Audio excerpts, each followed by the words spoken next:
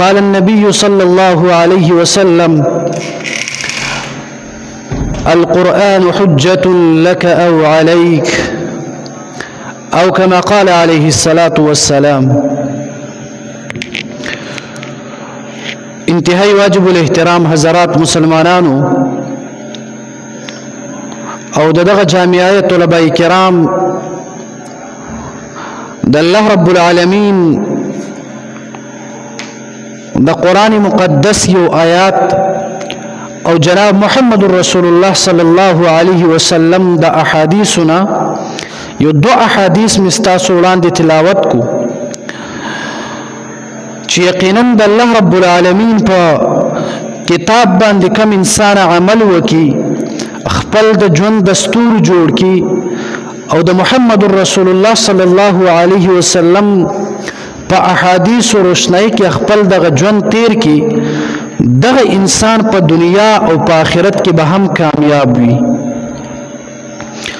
د قشانت چې کله یو انسان په دغه دنیا کې ژوند کوي دیتا دنیا والا ژوند ویل کیږي او دغه دنیا والا ژوند د انسان د پاره د یو امتحان یو ځای دی چې د دې بدلا او نتیجه الله رب العالمین په عالم برزخ او په عالم الاخرت کې الله رب العالمین انسان ته د دې نتیجه ورکړي. نو کامیاب دی هغه خلک چې په دغه دنیا کې د خپل ژوند دستور او قانون هغه د قرآن مجید او د محمد رسول الله صلی الله علیه وسلم سنت د خپل ژوند دستور جوړ کړي. د دې په بدل کې په قبر کې دغه انسان ته راحت او سکون او آرام به ملاويږي. کم یو انسان چې په دغه دنیا کې د محمد رسول الله صلی الله علیه وسلم په طریقو باندې خپل ژوند تیر نکي د قرآن د احکاماتو خیال ونه ساتي د حلال او د حرام په مابین کې تمیز ونه کی د جایز او د ناجایز په مابین کې فرق ونه کی دغه انسان دغه آخرت ژوند د یقیني تور باندې تباہ او برباد بوي. ذکر رسول الله مبارک علیه الصلاۃ والسلام فرمایي القرآن حجة لك او عليك چې دغه قرآن مجید د قیامت پر ورځ باندې په دغه قبر کې دا قرآن مجید یا د الله په دربار کې ودرېږي د الله په دربار کې ستا دفاع وکوي او تا د الله د عذاب نه بچ کوي. دا به هله کېږي چې د قرآن مطابق د خپل دغه ژوند تیر کړی وي او یا به دغه قرآن مجید د الله په دربار کې ودرېږي الله په دربار کې ستا خلاف به گواهی ورکوي او د الله په دربار کې تا د الله د نعمتونو نه به محروموي تا د جنت د خوندونو نه به محروموي او ستا ټکانه به دغه جهنم جوړیږي. دغه قرآن به تا باندې گواهی کوي چې الله دغه انسان په دنیا کې زما حکمونه مات کړو او دغه انسان په دنیا کې د قرآن دغه احکاماتو خیال نو ساتلی چې کله هم انسان قرآن ته شا وګرځوي دغه قرآن به ستا خلاف گواهی کوي او ستا دغه آخرت دغه ژوند دا به د جهنم ستا دغه ژوند دا به د سکون نه هټ کر د تکلیف د پریشانی د مصیبت او د دردونو دغه ژوند دا به نصیب کیږي. والله رب العالمین د آخرت دغه سختی مصیبت د عذابونو پریشانی نه موږ ټول په امان کې وساتي. وس په دنیا کې چې موږ څومره اعمال کوو کاغه قرآن مجید تلاوت کول وی کاغه قرآن مجید حفظ کول وی کدغه قرآن مجید په دغه احکامات باندې عمل کول وی او یا د رسول الله مبارک علیه الصلاۃ والسلام په سنت باندې عمل کول وی د دې بنیادی شیز او بنیاد د دې علم ده چې کوم یو انسان سره علم وي هغه په قرآن باندې به هم عمل کوي. کوم یو انسان سره چې د کتاب علم د قرآن مجید وي دی به قرآن تلاوت هم کوي او د ټول اعمالو مرکز او بنیاد هغه علم ده. ذکر الله رب العالمین په قرآن مجید او محمد رسول الله صلی الله علیه وسلم په احادیثو کې د علماء فضیلت بیانوي. که یو انسان دا وایي چې زه منځونه وکما روزي ونیسم زکات ورکم حج ادا کم جهاد وکم دی ټولو دپاره علم د الله د کتاب او د محمد رسول الله صلی الله علیه وسلم د سنت او عمل علم دا انسان دپاره ضروری ده ځکه الله رب العالمین فرمایي انما یخشى الله من عباده العلماء د الله رب العالمین نه په مخ د ځمکه باندې د ټولو نه زیات یریدونکي خلک هغه علما کرام دي د الله رب العالمین یره د عذاب نه یره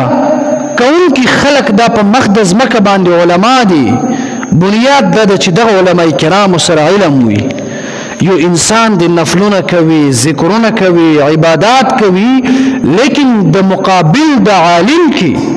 د دې دغه عبادت ثواب دومره نه وي څومره چې دغه عالم د علم فضیلت او اجر او ثواب ورته میلاویږي زما محترم طلبه کرام رونه او څومره عوام شي دغه طلبه کرام ته خوشخبری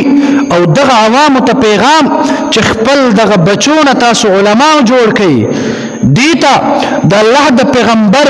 په سنتو باندې د عمل کولو د پاره دیو مدرسې تراولي او د قران او د حدیث ذکر دغه مقام او دغه مدرسه کې د دیو دغه بچی پرېږدي چې د الله کتاب او رسول الله سنتو باندې عمل ذکر وکي او طلبه کرام د پدی باندې خوشاله شو د الله رب العالمین شکر دی وباسي چې پدی پر فتن دور کې الله رب العالمین تاسو ته د قران مجید ذکر او د الله رب العالمین د محبوب پیغمبر علیه الصلاۃ والسلام د احادیث ذکر توفیق درکړی دا امام رازی رحمه الله یو لوی محقق او مفسر تیر شوی دا په تفسیر کبیر کې نقل کوي چې یو ورځ محبوب علیه الصلاۃ والسلام ته یو کس راغی او جناب محمد رسول الله صلی الله علیه وسلم سره خبرې کوي په دې ټیم کې محمد رسول الله صلی الله علیه وسلم باندې وحی نازلېږي چې محبوب پیغمبر تا سره چې دا کم کس خبرې کوي او تا ته مخامخ ناس دی دغه کس په دغه دنیا کې لک ساعت پاتې دی لک ټیم پس به دغه انسان دغه دنیا نه ځي او په دې باندې به مرګ راځي امام رازی رحم الله فرمایي چې الله رب العالمین چې کله محمد رسول الله صلی الله علیه وسلم باندې وحی نازل کړله دغه کس ته محبوب علیه الصلاۃ والسلام فرمایي چې په دنیا کې د لک وخت دی لک ټیم پس به د دنیا نه ځي لک ټیم پس بستا دغه دنیاوی دغه ژوند دا به ختمیږي دغه کس محبوب علیه الصلاۃ والسلام ته فرمایي یا رسول الله ما سره لک ټیم پاتې دی په دغه دنیا کې اوس به مې دنیاوی ژوند ختم شي اوس به مړ کېږم قبر ته به ځم یا رسول الله داسې یو عمل راته وښیه چې په دې لک ټیم کې دغه عمل زه وکړم رسول الله مبارک علیه الصلاۃ والسلام ورته دا ونه فرمایل چې انسان منځ وکا دا لک ټیم دی پاتې د زندگی په دې کې منځونه وکا رسول الله ورته دا نه فرمایي رسول الله ورته دا هم نه فرمایي چې انسان د الله رب العالمین ذکر او اذکار وکا چې لک ټیم دی چې دغه ټیم دی په ذکر او اذکار کې تیر شي محبوب علیه الصلاۃ والسلام ورته دا هم نه فرمایي چې لاړ شه د مور او پلار خدمت وکا نا رسول الله مبارک علیه الصلاۃ والسلام ورته ټول بهترین عمل ورخی چې انسان په دنیا کې لک ټیم پاتې دا ما ذکر نه پس رسول الله مبارک ورته دا خبره وکړه او دغه انسان د ماخام نه مخکې دی وفات کیږي لک ټیم پاتې دا محبوب علیه الصلاۃ والسلام ورته فرمایي چې انسان لک ټیم در سره پاتې دا او دغه لک ټیم د الله په دربار کې یو قیمتي عبادت کې تیر کا محبوب علیه الصلاۃ والسلام ورته فرمایي چې دغه ټیم د علم په ذکر کې تیر کا دغه ټیم کې د الله د کتاب او د رسول د سنت علم حاصل کا او دا لک ټیم د علم د پاره وقف کا چې الله رب العالمین په دربار کې درته زیات اجر ملاوي شي علم دومره مقام لري چې رسول الله مبارک ورته فرمایي چې انسان د مرګ وخت د نږدې ده منځونه هم مکوا ذکر او اذکار هم مکوا په دې ټیم کې د الله رب العالمین د کتاب علم زده کړه وکړه نو علم دا ډیر زیات لوی فضیلت لري دغه شان محبوب علیه الصلاۃ والسلام یو ورځ په مسجد نبوي باندې په مسجد نبوي ته تشریف راوړو نو صحابه کرامو دو مجلسونه لګیدلی وو. یو مجلس هغه به د الله رب العالمین ذکر او اذکار به کوله، د الله رب العالمین یاد دهانی، د الله په دربار کې ذکر کول او د الله رب العالمین نه به دعا طلب کول. بل ډله د صحابه کرامو داسې وه چې رسول الله مبارک علیه الصلاۃ والسلام چې کله راغلی دغه ډله دوی په مسجد نبوي کې د الله رب العالمین د دین زده کړه به یې کوله، د قرآن تعلیم به یې زده کړه کوله، د محبوب علیه الصلاۃ والسلام په سنتو باندې به یې تذکره کوله، علمي بحث مباحثه به یې کوله، یو بل ته به یې علم ښودله. محبوب علیه الصلاۃ والسلام فرمایي دغه دواړه ډلې دا د الله په دربار کې مقبول او محبوب دي. دا دواړه طبقه دا د الله په دربار کې محبوب او پسندیده خلق دي، لیکن دې دواړو کې بهترین ډله دا د علمیت زده کړه کوونکې ډله ده. دې دواړو ډلو کې دغه خلق ډیر زیات الله په دربار کې مقبول او محبوب او الله ته ډیر نږدې دي، کوم چې د علم زده کړه کوي او بل ته ورښيي. ولی ځکه چې رسول الله مبارک علیه الصلاۃ والسلام فرمایي خیرکم من تعلم القرآن وعلمه، بهترین انسان په تاسو کې هغه دی چې هغه د قرآن مجید زده کړه کوي او بیا بل ته ورښودنه کوي. بهترین انسان هغه وي چې په خپل علم زده کړي او بل ته ورښيي. اوس یو انسان په دغه مسجد کې کینی د سحر نه واخله تر ماښام پورې د قرآن مجید تلاوت وکړي، الله به ډیر اجر ورته ورکوي. د یو حرف په بدل کې الله رب العالمین ورته ډیر نیکی به ورکوي. لیکن بل طرف ته یو انسان د قرآن علم زده کړه کوي او بیا دغه علم دغه مسائل په ترجمه سره قرآن ویل، په تفسیر سره قرآن ویل، فقهي مسائل ویل، دا د الله رب العالمین په دربار کې ډیر زیات محبوب دی دغه تلاوت کوونکی نه. دا علم فضیلت د الله په دربار کې ډیر زیات دی. وس یو انسان د محبوب علیه الصلاۃ والسلام یو حدیث زده کی او دا په دغه معاشره کې یو شل کسانو ته وروښيي. اوس دغه څومره خلک چې په دې حدیث باندې عمل کوي دغه بیان کوونکي ته به اجر ملاویږي. او یو انسان ښه خاموشي کې په خپل کور کوټه په مسجد کې تلاوت کوي دې ته به هم اجر ملاویږي، لیکن د دې د تلاوت اجر ملاویږي. اوس قاری سے محترم چې هغه په خپل قرآن زده کو او بیا دغه طلبه کرامو ته دغه قرآن مجید بیانوي، دوی ته ذکر ورکوي، دوی ته دغه قرآن په ناظره باندې بیانوي او دغه طلبه کرام د قرآن مجید دغه حفظ یادوي، ناظره زده کوي. د طلبه کرام په جبه باندې چې څومره د قال الله او د قال الرسول دغه درس جاری وي د قاری سے محترم ته هم دغه اجر ملاویږي. باید چې هر یو انسان غور فکر وکړي چې د هر یو شیز بنیاد هغه علم ده، هر یو شیز بنیاد هغه علم ده. او دغه طلبه کرام هم په دې باندې خوشاله شي چې په دې پر فتن دور کې الله تاسو د قرآن د زده کړه کولو لپاره الله تاسو په خپل دربار کې قبول او منظور کړی دی. او قاری انور علی سے محترم دی هم الله رب العالمین آباد وساتي. الله رب العالمین دغه جامعه اسلامیه په دغه دینی دغه درسګاه کې نور هم برکت واچي او دغه مدرسې دغه خدمات په خپل دربار کې قبول او منظور کړي. دا طالبګری دا ډیر یو عظیم کار دی،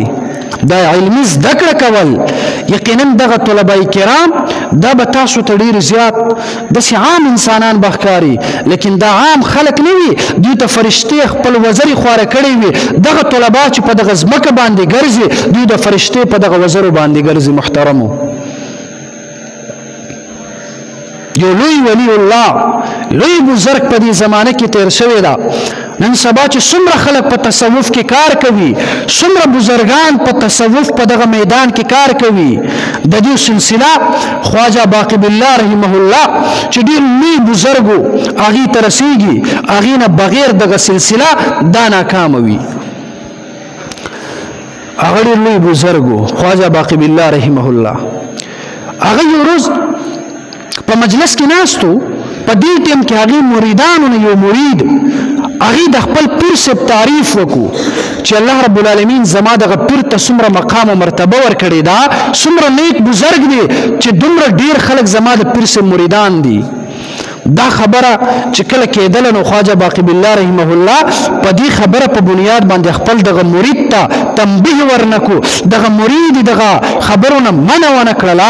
بلکې دا یو قسم د پیر صفتو چې دغه مرید بیانو چې زما پیر ته الله دومره مقام ورکړی دی چې دومره ډیر خلک زما د پیر په لاس باندې بیعت کوي زما پیر خو ډیر لوی بزرګ دی نو چې کله دا خبره دغه خواجه باقی بالله رحم الله مخامخ ذکر شو نو دی دغه خپل مرید ته دا ونه چې تغلی شه زما صفت مکوه نو الله رب العالمین ته دا خبر ډیر زیات ناخوښه شو چې کله ناخوښه شو نو دغه خواجه باقی بالله رحمه الله هغه کیفیات هغه کشف کرامات دغه شان دی هغه مطلب په هغه باندې دا ټول کیفیات بند شو او هغه عام انسان وګرځیدو مخکې به لوی بزرګو چې کله عام انسان وګرځېدو نو شپې خوب کې وده کېږي د الله په دربار کې جاري چې الله پاکه ما ته واپس زما هغه کیفیات جاري کړي الله ما ته د خپل ذات معرفت بیا راته واپس نصیب کړي الله د محبوب علیه الصلاة والسلام د انواراتو د برکاتو هغه فیض بیا زما زړه ته جاري کړي لیکن دی چې کله وده کېږي چې کله وده شو خوب ویني په خوب کې ورته ویل کېږي د الله طرف نه ورته پیغام ملاویږي چې خواجه صاحب ډیر لوی ولی الله ډیر لوی بزرګ لیکن خواجه صاحب داسې به کوي چې ستا په دغه ښار کې یوه مدرسه ده هغه مدرسه کې واړه واړه بچیان هغه د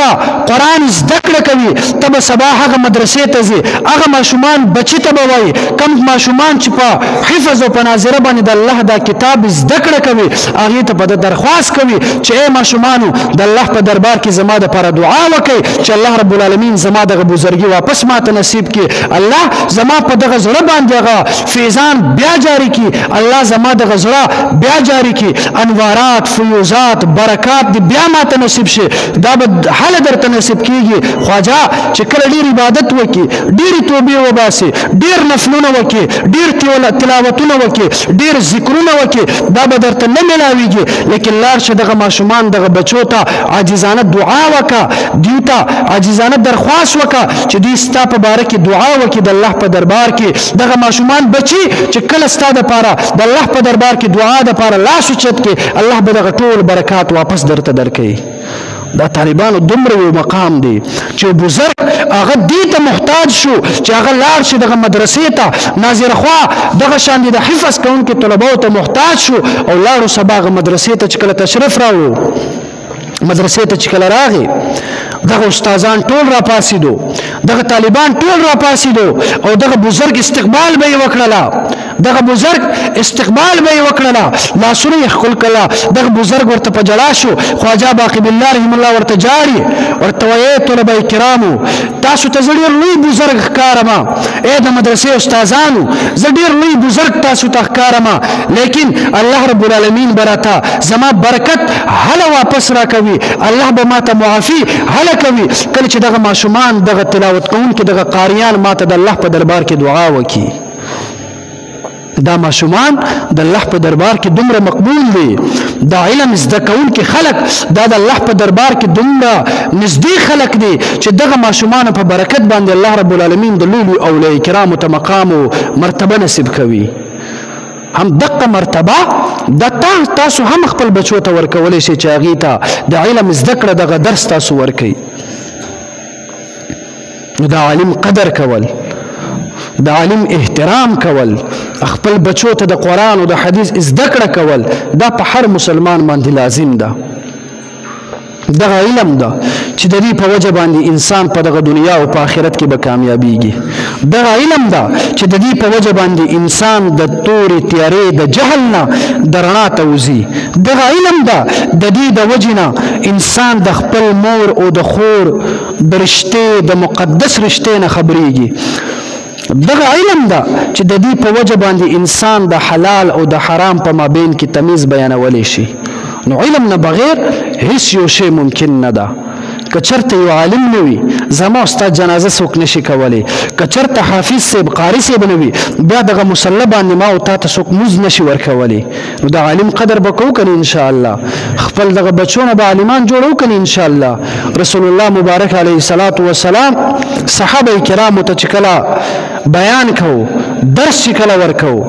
زده کړه چې کله ورته ښودنه کوله محبوب علیه الصلاة والسلام ورته فرمایي چې ای زما صحابه کرام تاسو خبر یې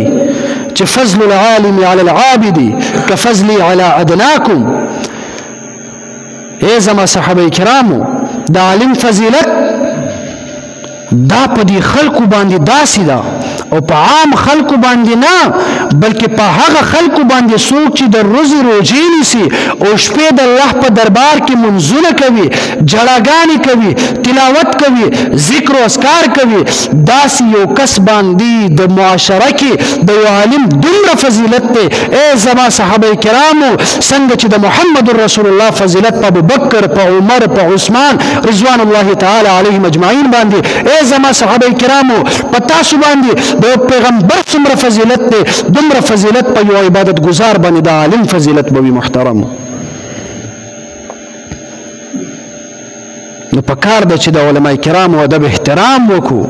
خپل بچو نه علما جوړ کړو د علماء توهین کوونکی انسان د الله په ذات باندې قسم چې کم انسان چې عالم سره بغض کوي عالم سره حسد لري د عالم سپکاوی کوي دغه انسان چې کله قبر کې خودلی شي د دې دغه مخ دا به د قبلې نه بل طرف ته اورېدلی کېږي محترمو امام اعظم ابو حنیفه رحمه الله هغې باره کې به یو انسان ډېر زیات بدرد ویله چې کله بدرد وی نو هغه زمانه کې یو بزرګ و هغه دغه خلکو ته وفرمایل چې ای خلکو دغه کس د امام ابو حنیفه رحم الله په باره کې بدرد وایي تاسو یاد ولرئ دغه انسان نه به الله رب العالمین د دې د مرګ نه مخکې دغه انسان نه به د ایمان دغه نعمت دا به الله واخلي او دغه انسان به کافر د دنیا نه ځي د ټولو خلکو تعجب به یې کوله چې مسلمان په باره کې څنګه داسې خبره کوي دغه بزرګ ورته وایي چې تاسو به ووینئ څه وخت تېرېدو دغه کس مرتد شو کافر شو او د هغه معاشره کې شرمنده شو خلکو د علاقې نه هم وشړله دا خلک د بزرګ ته راغی ورته وایي تا ته څنګه پته ولګېدل چې دغه انسان به کافر کېږي او مرتد به له دنیا نه ځي هغه فرمایي د محبوب علیه الصلاة والسلام حدیث دی چې کم یو انسان هم د الله ولی د الله محبوب بنده د الله دوست مخالفت وکي الله رب العالمین د هغې سره د جنگ اعلان کوي او الله رب العالمین چې کله یو انسان سره جنگ اعلان وکي الله رب العالمین دغه انسان باندې جنت دغه بوی به هم حراموي او جنت دا بوی په هغه چا باندې به حرام وي چا په زړه کې چې ایمان نه وي او یو انسان چې مسلمان وي دی به خامخا جنت ته ځي او یو انسان چې کله کافر وي دی به جنت ته نشي تللی او کم انسان چې د الله د دوستانو سره د الله د دوستانو دشمنی کوي دغه انسان سره الله دشمنی کوي او کله چې الله ته چا سره دشمنی کوي دغه انسان باندې به الله دغه جنت دا بوی به هم حرام وي او الله دغه جنت بوی په هغه چا باندې حرام وي چې چا په زړه کې چې ایمان نه وي لهذا ما ته پته وه چې دغه انسان دغه زړه نه به الله رب العالمین دغه ایمان به راواخلي او دغه انسان به د کفر په حالت کې د دنیا نه ځي نو باید چې د علماو قدر احترام وکړو باید د علم دا د خپل د ژوند یو ذریعه جوړ کړو الله محبوب پیغمبر علیه الصلاة والسلام د دې ټول خبرو نچوړ او خلاصه هغه صرف دا چې په دغه دنیا او په هغه دنیا کې په دې جهان او په هغه جهان کې کامیابی راز هغه صرف په علم کې ده علم نه بغیر یو انسان هم کامیاب کېدل نشي کچرته دولت وي دا د علم د عالمانو د قدمونو لاندې به وي کچرته عزت وي دا د عالمانو د قدمونو لاندې ده کچرته مقام او مرتبه او بادشاهي وي دا به د عالم سره وي اخرنۍ خبره حضرت سلیمان علیه الصلاة والسلام ته الله رب العالمین وفرمایل چې زما محبوب پیغمبره که غواړي دولت درله درکوما که غواړي بادشاهي درله درکوما او که ته غواړي زه به درته علم درکړم لیکن په دې درې سوالاتو کې په دې درې دعاګانو کې بستا یو دعا قبليږي یا خو د علم په باره کې دعا قبليږي یا خو د دولت په باره کې دعا قبليږي او یا د بادشاہي په باره کې دعا قبليږي لاس پورته کا یو دعا وکا چې یو دعا به الله قبلوما سليمان عليه السلام خو د الله محبوب بندو او خيار پیغمبر اغا د الله په دربار کې دعا وکړه چې الله پاکه ماته علم راکا نه می دولت پکار دی نه می بادشاہي پکار ده اے الله پاکه ماته علم راکا الله چې کله سليمان عليه السلام ته علم ورکړو هم دغه بادشاہي د سليمان عليه السلام د قدمونو لاندې او بادشاہي څنګه وا چې انسان پرګدا د پیریان هم د سليمان عليه السلام د اندر لاندې پیریان او جنات پرګدا د پرندې هم د سليمان عليه السلام د اندر لاندې مطلب دا چې بادشاہي به هم حل درته ملاويږي چې کله ته علم زده کی خو کوم علم د الله د پیغمبر د احادیث او د الله د کتاب د قران علم وکي او په دې عمل وکي دا د دنیا د بادشاہي او د دولت نه بهتره ده او چې کله هم یو انسان سره علم وي دغه انسان د الله په نسبت باندې هم کامیاب وي او د انسانانو په نسبت باندې هم کامیاب وي او کم خلک چې د قران زده کړه کوي کم خلک چې قران بل ته خودنه کوي کدي دنیا کې دا کسان هیڅوک هم نه پیژني کدا قاریان دا مولیان دا هیڅوک په دنیا کې نه پیژني خو د الله په دربار کې د فرشتو په مجلسونو کې اسمانونو کې د دې قاریانو تذکره کیږي نو الله رب العالمین د مونږ د علم زده کړه کولو توفیق راکړي او الله رب العالمین چې کوم علم مونږ زده کړی دا په دې باندې د عمل کولو توفیق راکړي او بل انسانانو ته د خودلو د پر الله رب العالمین مونږ ته توفیق راکړي او ټول مسلمانانو ته هم